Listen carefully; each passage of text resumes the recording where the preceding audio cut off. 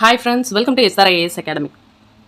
இந்த வீடியோவில் விடை எங்கே வினா எங்கே இந்த கான்செப்டில் 19ஆம் நூற்றாண்டின் சமூக சமய சீர்திருத்த இயக்கங்கள் இந்த டாப்பிக்கில் வர ஒரு 10 வேர்ட்ஸ் வந்து நம்ம பார்க்க போகிறோம். அந்த 10 வேர்ட்ஸ் வந்து ஆன்சர்ஸாக இருக்க போகுது. அந்த ஆன்சர்ஸ்க்கான கொஷின் என்ன அப்படிங்கிறத நம்ம டிஸ்கஸ் பண்ணலாம். ஓகேவா?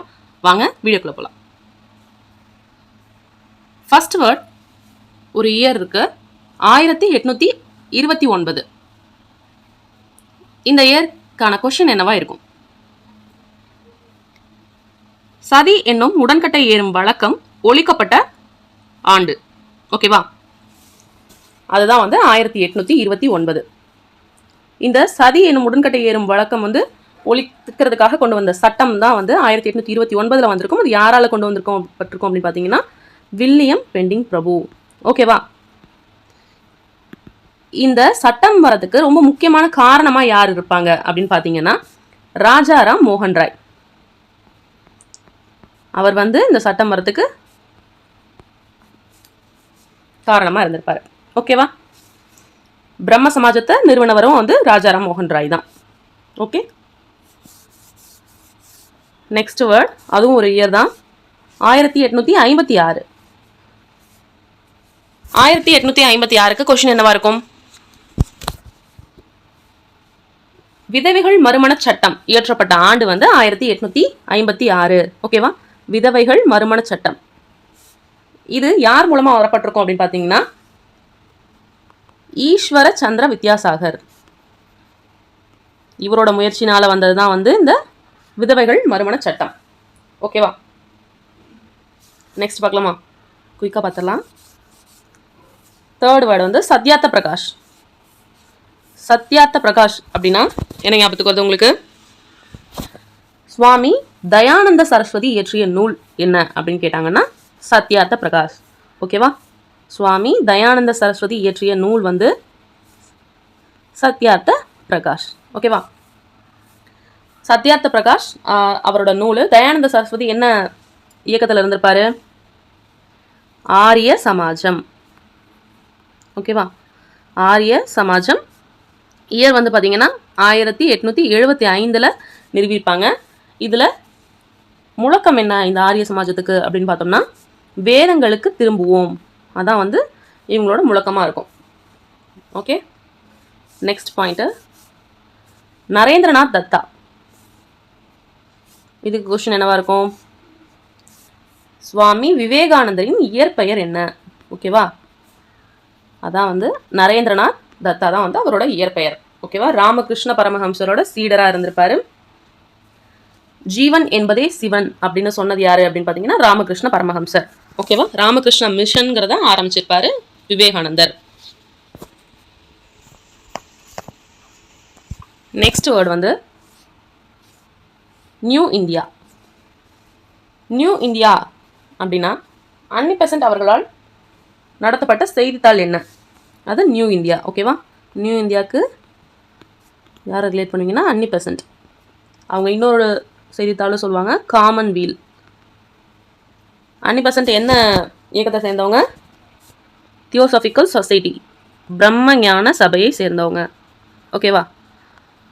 ஃபஸ்ட்டு அமெரிக்காவில் இருந்திருக்கும் இதோட தலைமையிடம். அதுக்கப்புறம் வந்து பார்த்திங்கன்னா பிரம்மஞான சபைக்கு தலைமையிடம் எங்கே வந்திருக்கும் பார்த்திங்கன்னா அடையாறில் வந்திருக்கும். இந்த பிரம்மஞான சபைக்குமே வந்து இயர் வந்து 1875 தான் வந்து பிரம்மஞான சபைங்கிறது அமெரிக்காவில் ஆரம்பிக்கப்பட்டிருக்கும். ஓகேவா? அவங்க யார் யாரெல்லாம் அந்த பிரம்மஞான சபையை ஆரம்பிச்சிருப்பாங்க அப்படின்னு பார்த்தீங்கன்னா ஹெச்பி பிளாவட்ஸ்கி, ஹெச்எஸ் ஆல்காட். இவங்க 2 பேர் தான் ஃபஸ்ட்டு ஆரம்பிச்சிருப்பாங்க. இந்த ஆல்காட் அவர்களோட மறைவுக்கு பிறகு தான் வந்து அன்னி பெசன்ட் கிட்ட அவங்க தலைமையில் பிரம்மஞான சபை போயிடும். ஓகேவா? Next word Gulamgiri. குலாம்கிரி ஜோதிபா பூலே அவர்களால் இயற்றப்பட்ட நூல் தான் வந்து குலாம்கிரி. ஓகேவா? இந்த குலாம்கிரிங்கிற வேர்டுக்கு அடிமைத்தனம் அப்படின்னு அர்த்தம். ஜோதிபா பூலேயோட மனைவி வந்து சாவித்ரிபா பூலே. இவங்க வந்து இந்தியாவில் முதலாக பெண்களுக்காக பள்ளி திறந்தவங்க இவங்க. ஓகேவா? இவங்க 2 பேரும் உருவாக்கின சங்கம் வந்து என்ன அப்படின்னு பார்த்தீங்கன்னா சத்ய சோதக் சமாஜ். சத்ய சோதக் சமாஜ் அப்படின்னா என்ன அர்த்தம்னா உண்மையை நாடுவோர் சங்கம்னு அர்த்தம். ஓகே.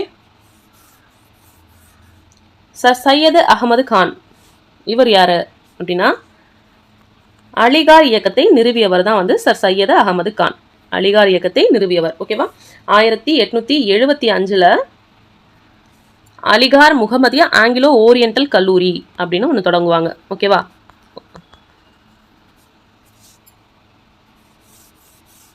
நெக்ஸ்ட் ராஸ்ட் கோப்தார். ராஸ்ட் கோப்தார் அப்படிங்கிறது பார்சி இயக்கத்தின் முழக்கம் என்ன அப்படின்னு கேட்டாங்கன்னா அதான் ராஸ்ட் கோப்தார். ஓகேவா. பார்சி இயக்கத்தோட முழக்கம் தான் ராஸ்ட் கோப்தார். இந்த ராஸ்ட் கோப்தார்னா என்ன அர்த்தம் அப்படின்னு பார்த்தீங்கன்னா உண்மை விளம்பி அப்படின்னு அர்த்தம். ஓகேவா. இந்த பார்சி சீர்திருத்த இயக்கம்ங்கிறது என்ன வருஷம் ஆரம்பிச்சிருப்பாங்கன்னா 1851 யாரால அப்படின்னு பார்த்தீங்கன்னா பர்துன்ஜி நவ்ரோஜி அவர்களால் ஆரம்பிக்கப்பட்டிருக்கும். நெக்ஸ்ட் 9th வேர்டு வந்து பார்த்தீங்கன்னா பாபா ராம்சிங்.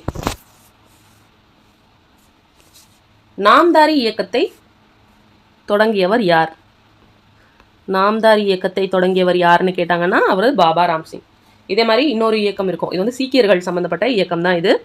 இதில் இன்னொன்று இருக்கும். அவங்க யார் அப்படின்னு பார்த்தீங்கன்னா நிரங்கரி இயக்கம்னு சொல்லுவாங்க. அந்த நிரங்கரி இயக்கத்தை ஆரம்பித்தவங்க அப்படி யாருன்னு பார்த்தீங்கன்னா அவர் வந்து பாபா தயால்தாஸ். ஓகேவா. பாபா ராம்சிங் வந்து நாம்தாரி, பாபா தயால்தாஸ் வந்து நிரங்கரி. இந்த இயக்கத்தை தோற்றுவிச்சவங்க தான் இவங்க. நெக்ஸ்ட் திருவருட்பா. திருவருட்பா அப்படிங்கிறதுக்கு என்ன கொஸ்டின்? வள்ளலார் என்ற அறியப்படும் ராமலிங்க அடிகள் இருக்காங்க இல்லையா, அவர்களோட பாடல்கள் எல்லாமே, அவர் இயற்றிய பாடல்கள் எல்லாருமே வந்து திருவருட்பா அப்படிங்கிற பெயர்ல தான் தொகுக்கப்பட்டிருக்கு. ஓகேவா. சமரச சுத்த சன்மார்க்க சங்கம் அப்படின்னு 1865 வந்து வள்ளலார் நிறுவுறாரு. அது 1867 வந்து என்னன்னா 1867 எந்த ஊர்லன்னு பார்த்தீங்கன்னா குறிப்பாக வடலூரில் அனைத்து மக்களுக்குமான உணவகத்தை திறக்கிறாங்க, இலவசமான உணவு. ஓகேவா. நெக்ஸ்ட் வேர்டு வந்து 11th வேர்டு நீலகிரி. 19ஆம் நூற்றாண்டின் சமூக சமய சீர்திருத்த இயக்கங்களில் இந்த நீலகிரி அப்படிங்கிற வேர்டு ஆன்சர் வந்து எந்த கொஸ்டினுக்கான ஆன்சராக இருக்கும்? அந்த கொஸ்டினை நீங்கள் கமெண்ட்டில் டைப் பண்ணுங்கள். ஓகே. ஹோப் இந்த வீடியோ உங்களுக்கு யூஸ்ஃபுல்லாக இருந்திருக்கும்னு நினைக்கிறேன். தொடர்ந்து நம்ம சேனலை பாருங்கள். Happy learning. தேங்க்யூ.